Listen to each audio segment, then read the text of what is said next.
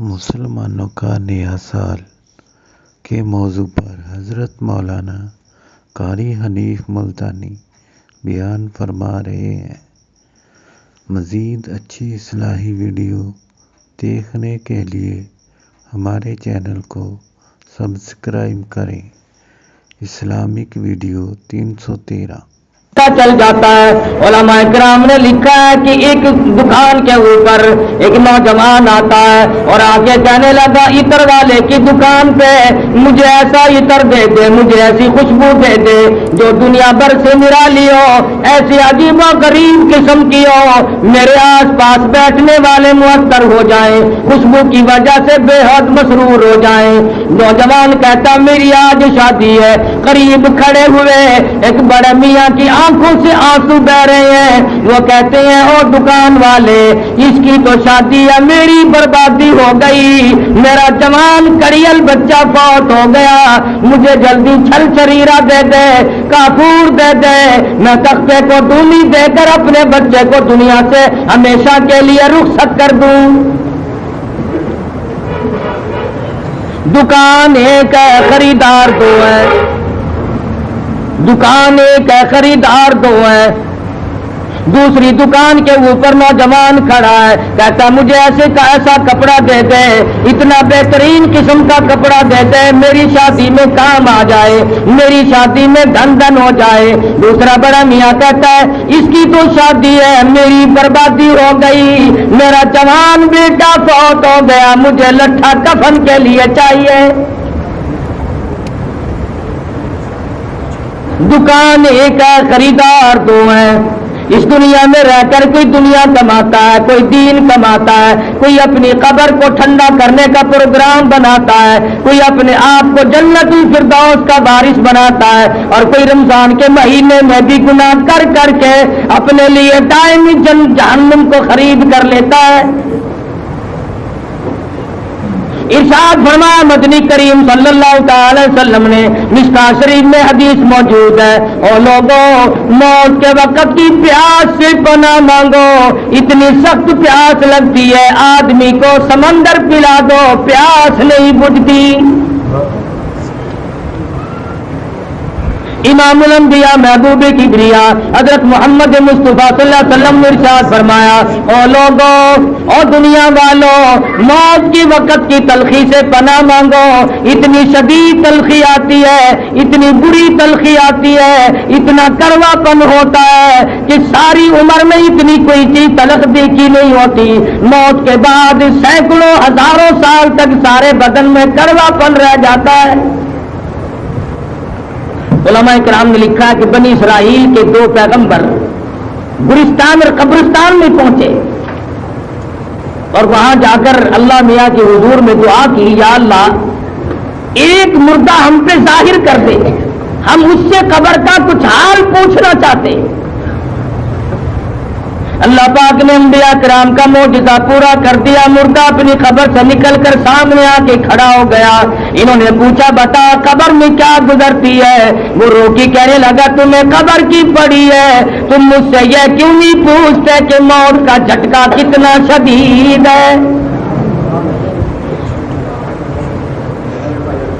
ہزاروں سال میری موت کو گزر گئے، آج تک میرے پیروں کے ناخنوں میں کروا پن موجود ہے۔ ہزاروں سال کے بعد بھی موت کی تلخی حلق سے نہ گئی، زبان سے نہ گئی، پیروں کے ناخنوں سے نہ گئی، تمام چیزوں کو برباد کر دیا۔ یہ بادشاہت، یہ گورنری، یہ وزارت، یہ امارت، یہ دولت، یہ ایوان شاہی ہم نے اس دنیا میں ہزاروں مرتبہ برباد ہوتے دیکھے، لیکن ہم ہیں کسی وقت بھی اپنے آپ کو تیار نہیں کیا۔ اس لیے کہتا کہ کیسی کیسی گھر اجاڑے موت نے، اور کیسی کیسی گھر اجاڑے موت نے، کھیل کتنوں کے بگاڑے موت نے، پیل تم کیا کیا پچھاڑے موت نے، اور سرو قد قبروں میں گاڑے موت نے۔ بڑوں بڑوں کو زیر و زبر کر دیا، پامال کر کے رکھ دیا، بڑی بڑی طاقتور قومیں آئیں، بڑے بڑے طاقتور جوان آئے، جب موت کا جھٹکا عظیم پہنچا تو ایک شے بھی باقی نہ رہی، اس لیے کہتا کہ ایک دن روح تن سے نکل جائے گی، کیا خبر آج جائے یا کل جائے گی، دیکھ لینا یہ آنکھیں بدل جائے گی، موت سر سے کسی کے نہ ٹل جائے گی، اژدہا بن کے سب کو نگل جائے گی، امیر غریب مرد عورت بوڑھا جوان کوئی بھی نہیں بچ سکے گا، پھر ساری زندگی کی پشیمانی، ساری زندگی کا پچھتاوا پھر بعد میں آئے گا، بچپن کھیل کی نظر کر دیا، جوانی بدماشیوں میں گزار دی، کبھی سوچا تک نہیں کہ ایک دن مان ختم ہو کر کے رہ جائے گا، اس لیے کہتا جو کھیلوں میں تو نے، جو کھیلوں میں تو نے لڑک پن گوایا، تو بدمستیوں میں جوانی گوائی، جو اب غفلتوں میں بڑھی پا گوایا، تو بس یہ سمجھ زندگانی گوائی، بچپن کھیل کی نظر کر دیا، جوانی میں ویسی فرصت نہ ملی، بوڑھے بڑھاپا عبادت کرنے نہیں دیتا، مرتے وقت موت آئی، ایمان کی رتی موجود نہیں۔ قرآن کریم میں بار بار آتا ہے لوگوں اس وقت کے لیے تیاری کرو، اس وقت کے لیے کچھ اپنے آپ کو بنا کر کے رکھو جب کوئی بھی ساتھ نہ جائے،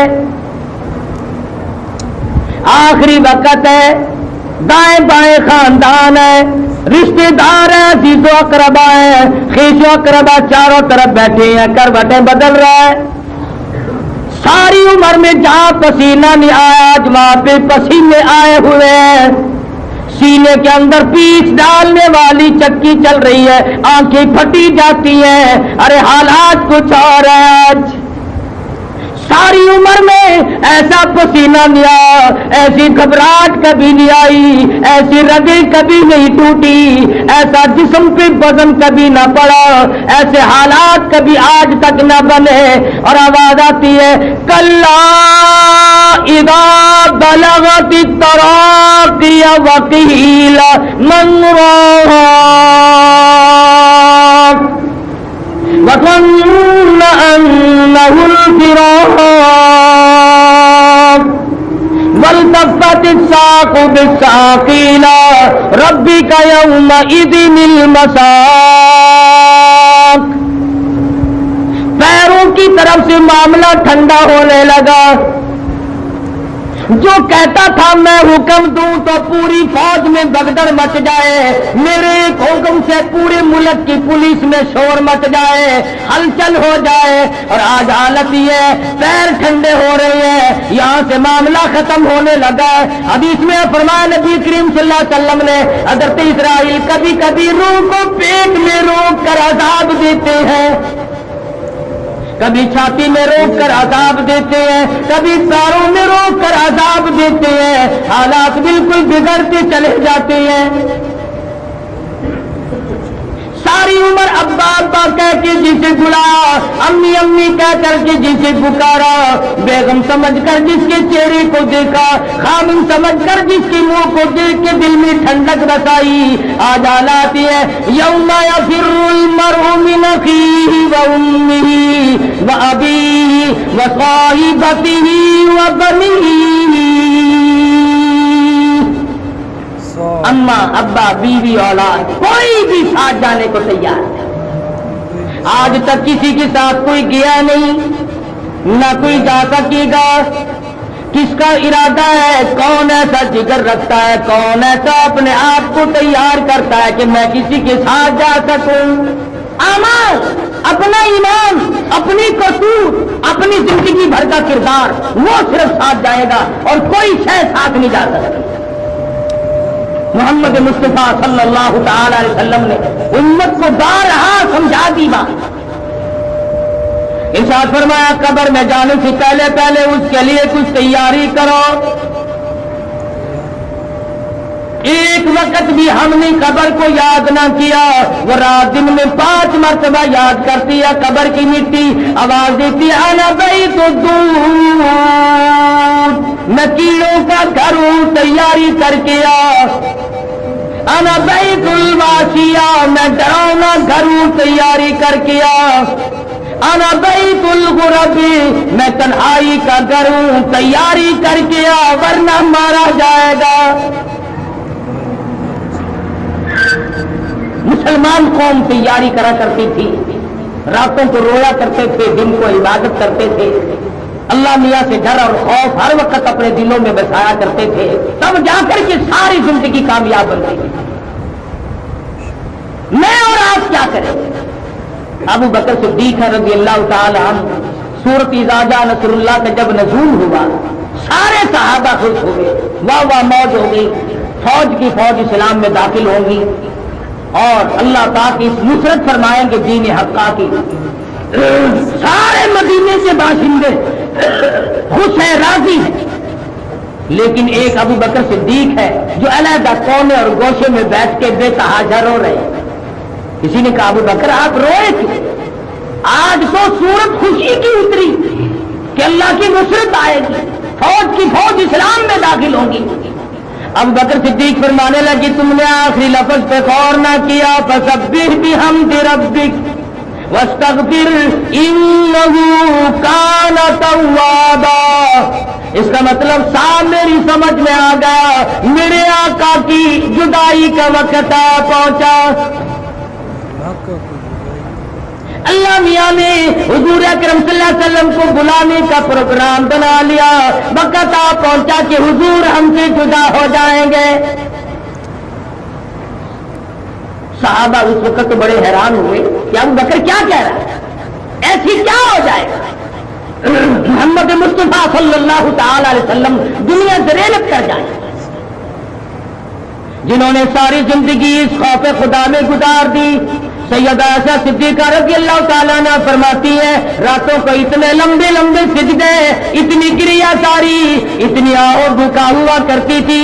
فرماتی ہے سیدہ عائشہ صدیقہ جہاں حضور نے سجدہ فرمایا میں نے ہاتھ رکھا زمین گیلی اور تر ہو چکی تھی۔ حضور کے آنسوؤں سے آج ہم درد کر لیں گے، رو لیں گے، بیماریوں سے رونا آ جائے گا، عزیز و اقربا کی موت میں رونا آ جائے گا، اپنی روح سیاہی پہ آج تک ہمیں رونا کبھی نہیں آئے کون سو۔ اور پھر جب ہماری ساتھ بنتی ہے پھر ہم کہتے ہیں، وہ کہتا جب بندہ پریشان ہو کر کہتا یا اللہ تو میرا حال دیکھ، جب بندہ پریشان ہو کر کہتا یا اللہ تو میرا حال دیکھ، حکم ہوتا کم وقت تو اپنا نام اعمال دیکھ۔ مجھے کہتا ہے کہ میرا حال دیکھ، تجھے بھی تو چاہیے کہ تو اپنے اعمال کو دیکھے کہ تو کیا کرتا چلا جا رہا ہے، کس طرح کی تیری کرتوت ہے، کس طرح کا تیرا انجام ہے، کیا تو دنیا میں کمائی کر رہا ہے۔ ابو بکر صدیق رضی اللہ تعالیٰ عنہ کا خدشہ سچا ثابت ہوا۔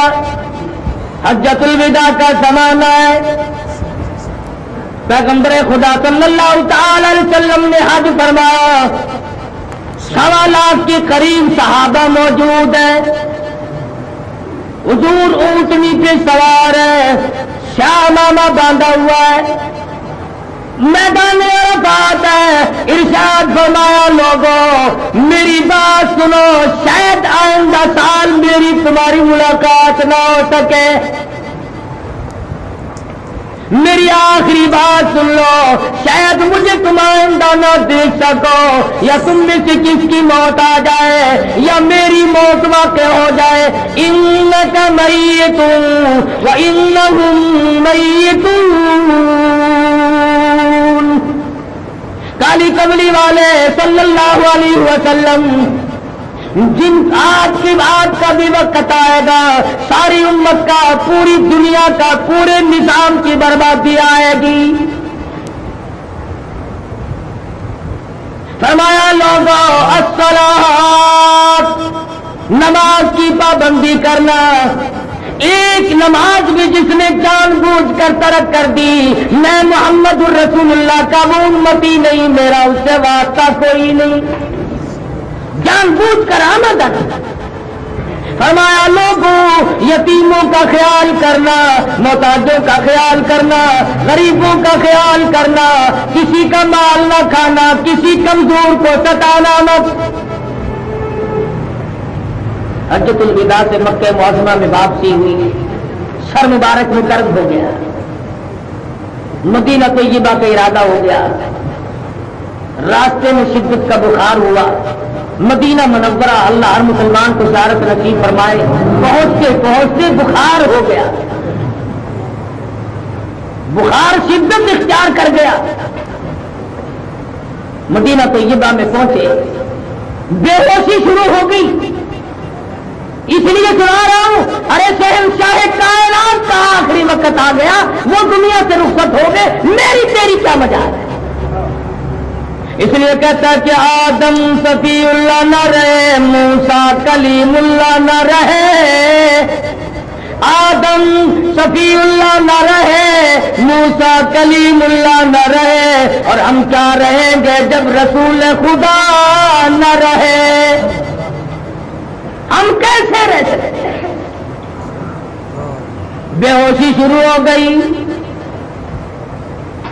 نماز کا وقت قریب ہے، صحابہ حیران ہے، 23 برس تک جنہوں نے کالی کملی والے صلی اللہ علیہ وسلم کے پیچھے نمازیں پڑھی ہو، جن کا امام امام الانبیاء ہو، جن کا امام امام الملائکہ ہو، جن کا امام شہنشاہ کائنات ہو، وہ کیوں نہ پریشان ہو؟ صحابہ چاروں طرف دروازوں کی کھڑے ہیں، آج حضور تشریف نہ لائے، کیا بات ہے؟ دیوانے پروانے مستانے عشق کے پریشان حال چاروں طرف چکر لگا رہے ہیں، صحابہ جنگل کی طرف نکل رہے ہیں۔ بلال حبشی نے جب یہ سنا، تیرے آقا بے ہوش ہے، میرے آقا بے ہوش ہے، رو پڑا اور کہنے لگا لم تلدنی امی، او میری اماں بہتر تھا کہ مجھے نہ جلتی، اور اگر جنا تھا اسی وقت مجھے ختم کر دیا ہوتا، یہ کالی کملی والے کی جدائی کا صدمہ مجھے نہ دیکھنا پڑتا۔ سرکار مدینہ صلی اللہ علیہ وسلم پہنچا، فرمایا اصلنا، کیا لوگوں نے نماز پڑھی ہے؟ جواب ملا قالوا لا بل ينتظرونك، نہیں پڑھی بلکہ آپ کا انتظار ہو رہا ہے۔ فرمایا مر ابا بکر ان يصلي الناس، ابو بکر صدیق رضی اللہ تعالیٰ عنہ کو میرا حکم پہنچاؤ، میں محمد رسول اللہ کے مصلی پہ کھڑا ہو کر نماز پڑھائے۔ میرے مصلی پہ آئے، نماز پڑھائے۔ ابو بکر صدیق رضی اللہ تعالیٰ عنہ مصلی پہ کھڑے ہوئے، نماز کھڑی ہوئی، سرکار مدینہ صلی اللہ علیہ وسلم کو ہوش آیا، 2 صحابہ کو بلوایا، اس بیماری میں، اس شدت کی تکلیف میں ایک دستے مبارک ایک صحابی کے کندھے پہ رکھا اور ایک ہاتھ رحمت والا دوسرے صحابی کے کندھے پہ رکھا۔ تاریخ شاہد ہے، کتابیں شاہد ہے، شہنشاہ کائنات مسجد میں قدم مبارک زمین پہ گھسٹتے ہوئے تشریف لائے، گھر میں نہ بیٹھے، اس حالت میں آخری وقت ہے، بیماری ہے، مرضی موت ہے، اس سے بڑھ کر کیا پریشانی؟ نماز کا کتنا فکر ہے، کس وقت میں؟ آج نمازی نہیں مرتا مسلمان، بڑا مشکل ہے کہ مسلمان نمازی مر جائے۔ 2 دن پہلے، 4 دن پہلے، 8 دن پہلے، مہینہ پہلے نمازی بھی بے نمازی بن جاتا ہے، نمازی بھی بے نمازی بن کے مرتا ہے۔ کوشش کرو نمازی بن کے مرنے کی، تمنا بھی کرو، دعا بھی کرو، اللہ مرتے وقت نمازی بنا کے ماری۔ حضور مسجد میں تشریف لا رہے ہیں، عظمت بتائی نماز کی، کہ کیا کیا چیزیں سمجھا رہے ہیں محمد عربی صلی اللہ علیہ وسلم. سبحان اللہ، کیا شان ہے. فرمایا لوگوں اپنے آپ کو تیار کرو. ادھر نماز کی عظمت بتائی، نماز کی اہمیت بتا دی. ابو بکر صدیق نے جب یہ محسوس کیا کہ حضور میرے پیچھے تشریف لائے ہیں، مصلی چھوڑ کر پیچھے کو ہٹنے لگے. شہنشاہ کائنات نے فرما دیا مکان کا ٹھہرو نماز پڑھاؤ. ابو بکر صدیق رضی اللہ تعالیٰ عنہ نے حضور کی زندگی میں حیات مقدسہ میں 17 نمازیں پڑھائی. اس کے بعد حضور صلی اللہ علیہ وسلم پھر حجرے مبارک میں تشریف لانے سے پہلے منبر مبارک پہ تشریف فرما ہوئے، منبر پہ بیٹھ گئے. اللہ اللہ، عدل، انصاف، مروت، ایک دوسرے کے حقوق کو پیغمبر خدا صلی اللہ علیہ وسلم نے آخری وقت میں بھی سمجھایا. آپ کی مختلف ازواج تھی، سب کو آخری وقت میں جمع کر کے ارشاد فرمایا ام سلمہ اجازت دو، میمونہ اجازت دے دو، اور زینب اجازت دو، حفصہ اجازت دو، ام حبیبہ اجازت دے دو، میں اپنی بیماری کے آخری دن ایسا صدیقہ کے حجرے میں گزار لوں. اجازت دو. شہنشاہ کائنات ہے، محبوب دو عالم صلی اللہ علیہ وسلم ہے، اپنی گھر والیوں سے اجازت مانگ رہے. دل جوئی بھی ہے، حقوق العباد کا فکر بھی ہے. آج لوگ حقوق العباد کا خیال نہ کرتے ہوئے اپنے آپ کو اس قدر برباد کر دیتے ہیں کہ سوچتے تک نہیں کہ کیا بنے گا. سیدہ عائشہ صدیقہ رضی اللہ تعالیٰ عنہ کے حجرے میں بیماری کے دن کٹ رہے ہیں، گزر رہا وقت. اسی حالت میں منبر پہ تشریف فرما ہوئے جو نماز کے لیے گئے تھے، صحابہ دیوانہ وار چاروں طرف سے اکٹھے ہو گئے. اور خدا کی قسم ان آنکھوں پہ قربان ہو جاؤں جن آنکھوں نے لاکھوں مرتبہ محمد عربی صلی اللہ علیہ وسلم کا دیدار کیا ہو. وہ کتنے مبارک آنکھ ہوں گی، کس قدر اللہ پاک نے ان کو نوازا ہوگا کہ جن آنکھوں نے بار بار حضور کا دیدار کیا. منبر پہ تشریف فرما ہے. صحابہ کو دکھ حضور کی جدائی کا کیسے نہ ہو، جس کھجور کے تنے سے حضور کمر اور پشت مبارک کا سہارا لگا کر خطبہ ارشاد فرمایا کرتے تھے. جب بڑھیپا چھا گیا، کمزوری آئی، ناتوانی آئی، صحابہ نے منبر بنا دیا. پہلا جمعہ، پہلا خطبہ حضور منبر پہ تشریف فرما ہوئے. ارے لکڑی کا خشک تنا، حضور کا تنا، چیخے اور دھارے مار مار کے رونے لگا. صحابہ نے سنا، حضور نے سنا، مدینے کے باشندوں نے سنا، اہل مدینہ نے سنا. حضور اٹھے اور سینے سے لگا لیا. کیا کیوں رویا؟ عرض کیا میرے آقا زندگی میں ہی جدائی ہو گئی. لکڑی کو احساس ہو گیا حضور کی جدائی کا، صحابہ کو احساس کیسے نہ ہوگا؟ اللہ اکبر، سبحان اللہ، ماشاء اللہ، جزاک اللہ. دوستو، حضرت علامہ مولانا قاری محمد حنیف ملتانی صاحب آپ لوگوں کے سامنے بیان فرما رہے تھے ہیپی نیو ایئر کے حوالے سے. ہمارے پیارے نبی حضرت محمد مصطفیٰ احمد مجتبیٰ صلی اللہ علیہ وسلم کا آخری خطبہ، حضور پاک صلی اللہ علیہ وسلم کا حجت الوداع. اللہ اکبر، اللہ اکبر، سبحان اللہ، ماشاء اللہ. ہمارے پیارے نبی حضرت محمد مصطفیٰ احمد مجتبیٰ صلی اللہ علیہ وسلم کا آخری وقت ہے، اور اپنی جو ہے گھر والیوں سے، ام المومنین سے فرما رہے ہیں کہ آخری وقت ہے میرا، اور سیدنا عائشہ صدیقہ کے حجرے میں مجھے اجازت دیجیے اور میں وہاں قیام کرنا چاہتا ہوں. حضور پاک صلی اللہ علیہ وسلم، سبحان اللہ، ماشاء اللہ. خوبصورت انداز کے ساتھ حضرت علامہ مولانا قاری حنیف ملتانی صاحب بیان فرما رہے تھے کہ نیا سال کے حوالے سے کہ نیا سال ہمیشہ آتا رہتا ہے. نیا سال ہمیں یہ سوچنا چاہیے، یہ سمجھنا چاہیے کہ جو گھڑی ہے، جو وقت ہے، یہ ہماری آخری گھڑی ہے، اور جو مہینہ ہے یہ ہمارا آخری مہینہ ہے، اور جو سال ہے یہ ہمارا آخری سال ہے.